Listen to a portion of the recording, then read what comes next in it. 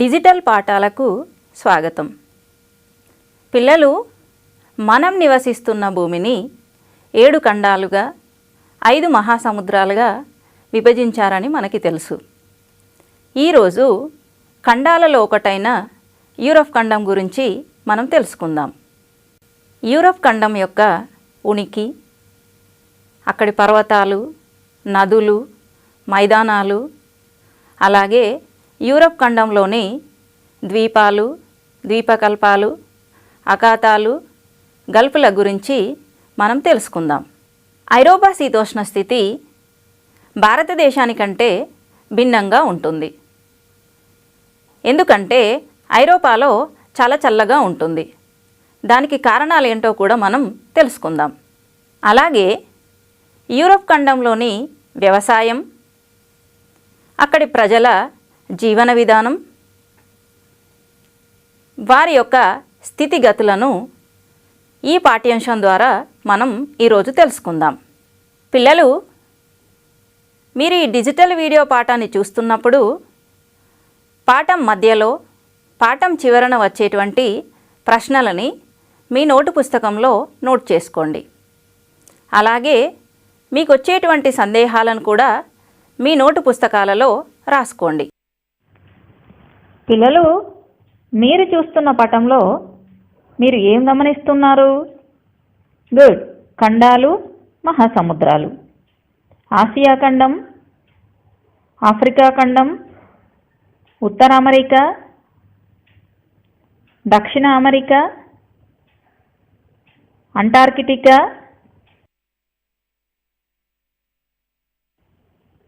Europe ఖండం, Australia ఖండం. మనం నివసిస్తున్న భూమిని 7 ఖండాలుగా విభజించారు. పటాన్ని ఒకసారి జాగ్రత్తగా గమనించండి. ఇందులో ఆసియాతో భూభాగం పంచుకుంటున్న ఖండం పేరు చెప్పండి చూద్దాం. గుడ్. యూరప్ ఖండం. ఈరోజు మనం యూరప్ ఖండం గురించి తెలుసుకుందాం.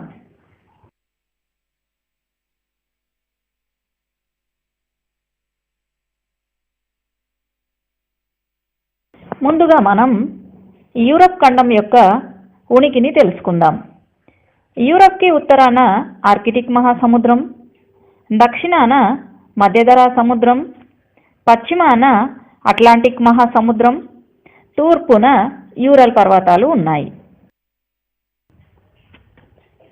యూరప్ ఖండానికి దక్షిణాన మధ్యధరా సముద్రం ఉంది. దాన్ని యూరోపియన్లు ప్రపంచానికి మధ్య భాగంగా అనుకోవడం వలన ఈ సముద్రానికి మధ్యధరా సముద్రం అనే పేరు వచ్చింది. ప్రాచీన కాలంలో ఐరోపా వాసులకు అమెరికా, ఆస్ట్రేలియా లాంటి ఇతర ఖండాల గురించి తెలియదు. కేవలం యూరప్, ఆసియా, ఆఫ్రికా, ఉత్తర ప్రాంతాలు మాత్రమే వారికి తెలుసు. ఈ ప్రాంతాలన్నీ మధ్యధరా సముద్రం చుట్టూ విస్తరించి ఉన్నాయి. అందుకే ఐరోపా వారు ప్రపంచం మధ్యలో సముద్రం ఉందని భావించారు. ఇప్పటికీ కూడా దీని పేరు మధ్యధరా సముద్రంగానే పిలుస్తున్నారు. యూరప్ ఖండానికి తూర్పు సరిహద్దుగా యూరల్ పర్వతాలు ఉన్నాయి. ఈ పర్వతాలకి తూర్పున ఆసియా, పశ్చిమాన యూరప్ ఉన్నాయి. వాస్తవంగా ఆసియా, యూరప్ రెండు కలిసే ఉన్నాయి కాబట్టి ఈ ప్రాంతాన్ని యురేషియాగా పిలుస్తారు. ఇప్పుడు మనం యూరప్లోని పర్వతాలు, నదులు, మైదానాల గురించి చూద్దాం. ఐరోపాలో మంచుతో కప్పబడి ఉన్న చాలా పర్వతాలు ఉన్నాయి. ఆల్ప్స్, పైరినీస్, కాకసస్ వంటి కొన్ని ముఖ్యమైన పర్వతాలని మనం ఇక్కడ చూడవచ్చు. కాస్పియన్ సముద్రానికి, నల్ల సముద్రానికి మధ్యన కాకసస్ పర్వతాలు ఉన్నాయి. ఇవి చాలా ఎత్తైనవి. ఈ పర్వతాలు అన్నీ కూడా సంవత్సరం అంతా మంచుతో కప్పబడి ఉంటాయి.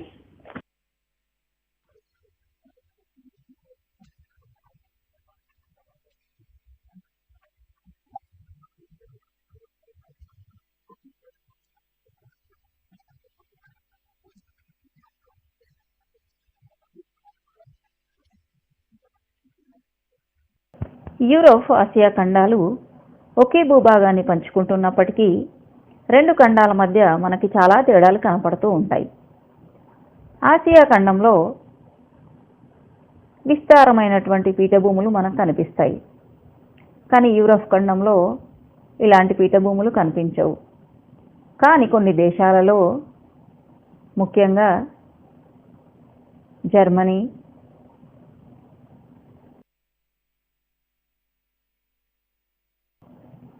ఫ్రాన్స్, స్పెయిన్ వంటి దేశాలలో చిన్న చిన్న పీఠభూములు మనం చూడవచ్చు.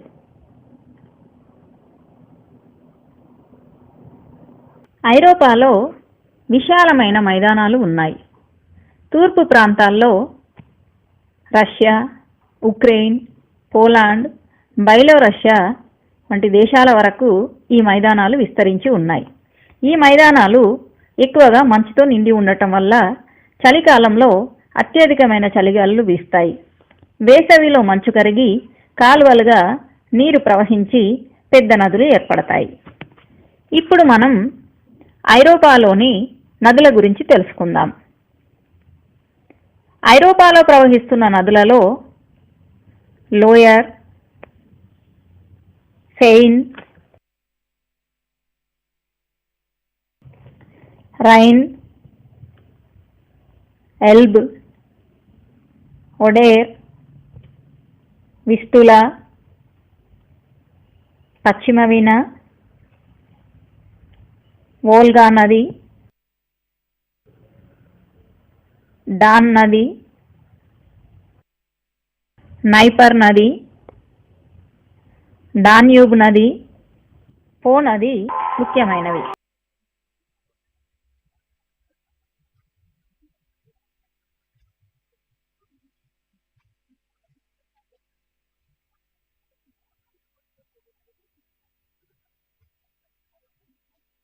ఐరోపాలోని నదులు కేవలం వ్యవసాయ నీటిపారుదలకే కాకుండా జల రవాణాకు కూడా అనుకూలంగా ఉన్నాయి. పడవలు, ఓడలు ఒక ప్రాంతం నుంచి మరొక ప్రాంతానికి సరుకులను, మనుషులను తీసుకెళ్తాయి. సరుకులను ఎత్తడానికి, దించడానికి ఇవి వీలుగా ఉన్నాయి. అనేక దేశాలతో రవాణా సౌకర్యాలు కలిగి ఉండి అంతర్జాతీయ వ్యాపారానికి కూడా ఈ ఓడరేవులు అనుకూలంగా ఉన్నాయి.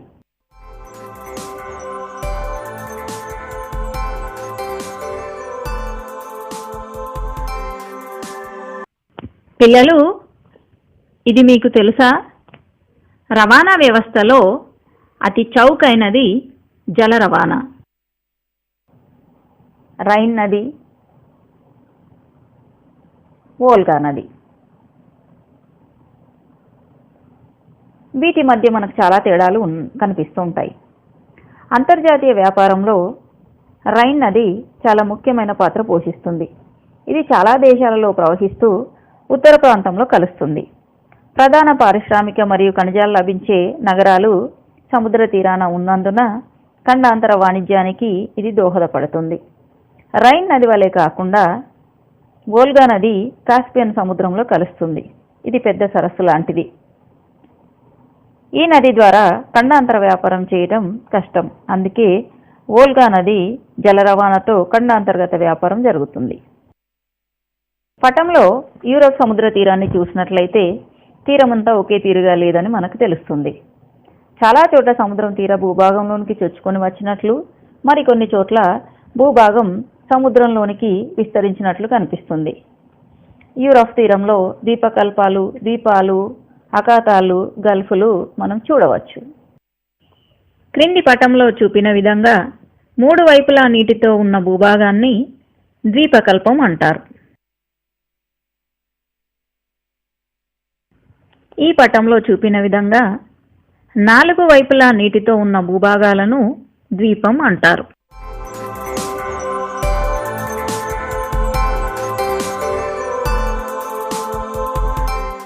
ద్వీపకల్పానికి మంచి ఉదాహరణలు ఇటలీ,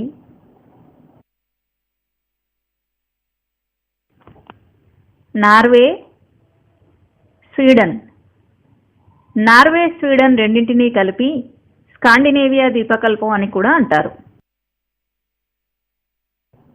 ద్వీపాలకి మంచి ఉదాహరణగా ఇంగ్లాండ్,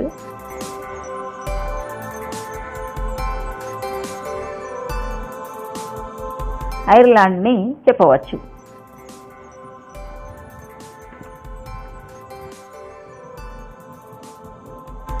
యూరోప్లో ద్వీపాలు, ద్వీపకల్పాలే కాకుండా అఖాతాలు, గల్ఫ్లు కూడా ఉన్నాయి. వాటి గురించి చూద్దాం. అఖాతాలు. క్రింది పటంలో చూపిన విధంగా అఖాతాలు ముఖద్వారం వద్ద వెడల్పుగా ఉంటాయి. క్రింది పటంలో చూపిన విధంగా గల్ఫ్ ముఖద్వారం చాలా ఇరుకుగా ఉంటుంది. యూరప్ తీర ప్రాంతంలో పెద్ద సంఖ్యలో అఖాతాలను, గల్ఫులని మనం చూడవచ్చు. ఈ అఖాతాలు, గల్ఫ్ ప్రాంతాలు ఉండటం వలన సముద్ర తుఫానుల నుండి నౌకాశ్రయాలకు రక్షణ లభిస్తుంది. ఇవి సరుకులు ఎత్తటానికి, దించటానికి, ఓడలు ఆపటానికి, నౌకాశ్రయం నిర్మించటానికి ఇవి చాలా ఉపయోగపడుతున్నాయి. ఈ పటంలో మనం బాల్టిక్ సముద్రాన్ని చూసినట్లయితే ఇది గల్ఫ్కి ఒక మంచి ఉదాహరణగా చెప్పవచ్చు. అలాగే అఖాతానికి మంచి ఉదాహరణగా బిస్కే అఖాతాన్ని చెప్పవచ్చు. తీర ప్రాంత ప్రజలపైన తుఫానులు ఎలాంటి ప్రభావాన్ని చూపిస్తున్నాయి వివరించండి. యూరోప్లో వాతావరణం భారతదేశ వాతావరణం లాగానే ఉంటుందని మీరు అనుకుంటున్నారా? ఇప్పుడు మనం చూద్దాం. యూరోప్లో వాతావరణం మన దేశానికంటే చాలా చల్లగా ఉంటుంది. యూరోప్లోని చాలా దేశాలలో చలికాలంలో మంచు కురుస్తుంది. వేసవికాలంలో కూడా మన దేశంలో ఉన్నంత వేడిగా ఉండదు.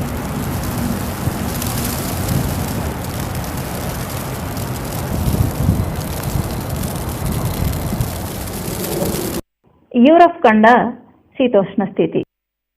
యూరప్ శీతోష్ణ స్థితిని ప్రభావితం చేసే అంశాలను ఇప్పుడు మనం తెలుసుకుందాం. అవి 1 భూమధ్య రేఖ నుండి దూరం, 2 అట్లాంటిక్ మహాసముద్రం, 3 పవనాలు. భూమధ్య రేఖ నుండి దూరం. భూమధ్య రేఖ వద్ద సూర్యకిరణాలు నిట్ట నిలువుగా పడతాయి కాబట్టి ఇక్కడ ఉష్ణోగ్రత ఎక్కువగా ఉంటుంది.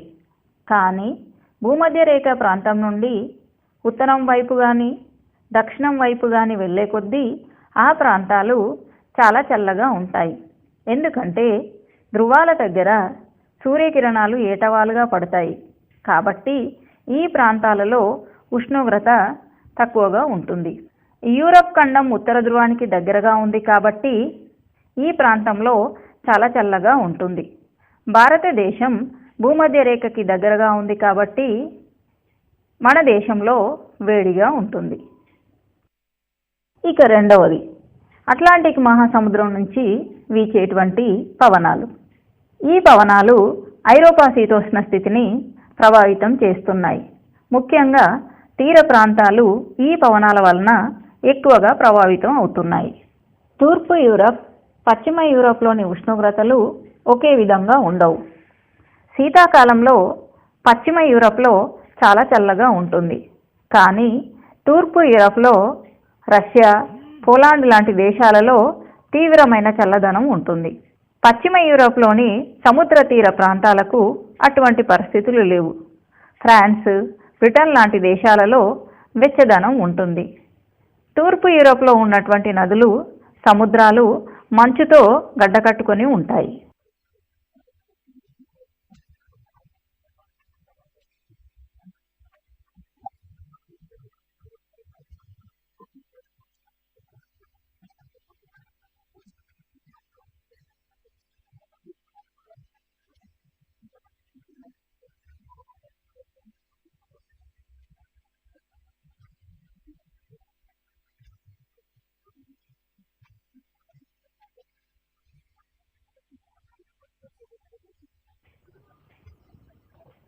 పశ్చిమ యూరప్ అట్లాంటిక్ మహాసముద్రానికి దగ్గరగా ఉంటుంది. ఈ మహాసముద్రం నుంచి వీచే పవనాలు పశ్చిమ యూరప్ని వెచ్చగా ఉంచుతాయి. ఇప్పుడు మనం ఈ పవనాల గురించి వివరంగా తెలుసుకుందాం. సంవత్సరం అంతా అట్లాంటిక్ మహాసముద్రం నుంచి గాలులు యూరప్ వైపు వీస్తాయి. పశ్చిమ దిశ నుండి వీచే ఈ గాలులను పశ్చిమ పవనాలుగా పిలుస్తారు. ఇవి భూమిపై ఉష్ణోగ్రత కంటే ఎక్కువగా వేడి, తేమ కలిగి ఉంటాయి.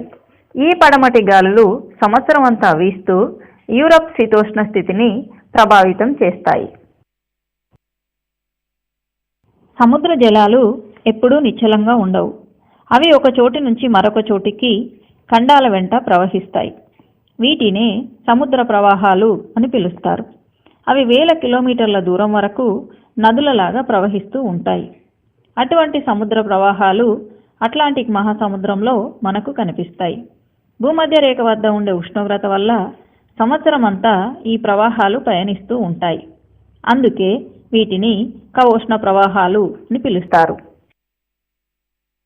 ఈ ప్రవాహాలు పశ్చిమ దిశ నుండి ఉత్తర అమెరికా వైపు పయనిస్తాయి. అమెరికా ఈశాన్య తీర ప్రాంతాలను ఈ ప్రవాహాలు ప్రభావితం చేస్తూ యూరోప్లోని పశ్చిమ తీర ప్రాంతాలను తాకుతాయి. ఈ ప్రవాహాలను అమెరికాలో గల్ఫ్ స్ట్రీమ్లని, ఐరోపాలో ఉత్తర అట్లాంటిక్ డ్రిఫ్ట్ అని పిలుస్తారు. స్ట్రీమ్ అనగా వేగంగా ప్రవహించేది అని అర్థం. డ్రిఫ్ట్ అనగా నిదానంగా ప్రవహించేది అని అర్థం. గల్ఫ్ ప్రవాహాల కారణంగా ఉత్తర అమెరికాలో తూర్పు తీర ప్రాంతపు జలాలు యూరప్లోని పశ్చిమ తీరపు జలాలు గడ్డకట్టవు.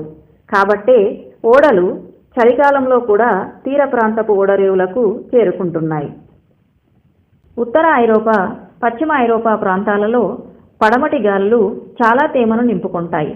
ఈ గాలులు సంవత్సరం అంతా తేమను పుంజుకొని వర్షాలకు కారణమవుతున్నాయి. ఉత్తర ఐరోపా, పశ్చిమ ఐరోపాలో సంవత్సరం అంతా చిరుజల్లులు కురుస్తాయి. ఆకాశం మబ్బులతో కూడి ఉంటుంది. ఇలాంటి చిరుజల్లుల కోసం మన దేశంలో ఎదురు చూసినట్టుగా పశ్చిమ యూరప్లో కాంతివంతమైన ఎండ కోసం ఎదురు చూస్తారు. పశ్చిమ ఐరోపా ప్రాంతాలు ఉష్ణ ప్రవాహాల వల్ల మరో విధంగా ప్రయోజనం పొందుతున్నాయి. చేపల పెంపకానికి వెచ్చటి ప్రవాహాలు అవసరం. దాంతో చేపలకు కావలసినంత ఆహారం లభ్యమవుతుంది. బ్రిటన్కు సమీపంలోని ఉత్తర సముద్రం వద్ద మత్స్య పరిశ్రమ అభివృద్ధి చెందింది. ఈ ప్రాంతాన్ని డాగర్ బ్యాంక్ అని పిలుస్తారు. ఐరోపా ప్రజలకు చేపలు ప్రధాన ఆహారం కాబట్టి చేపల వేట యూరప్లో ప్రధాన పరిశ్రమగా మారింది.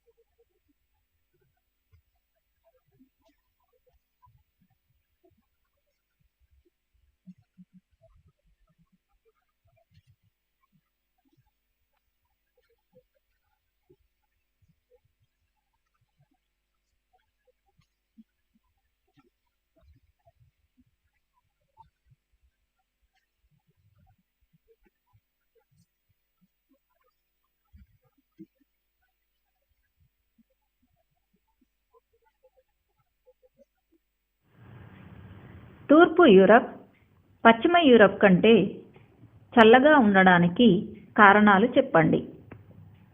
గల్ఫ్ ప్రవాహాలు తూర్పు యూరప్ శీతోష్ణ స్థితిని ఎందుకు ప్రభావితం చేయలేకపోతున్నాయి?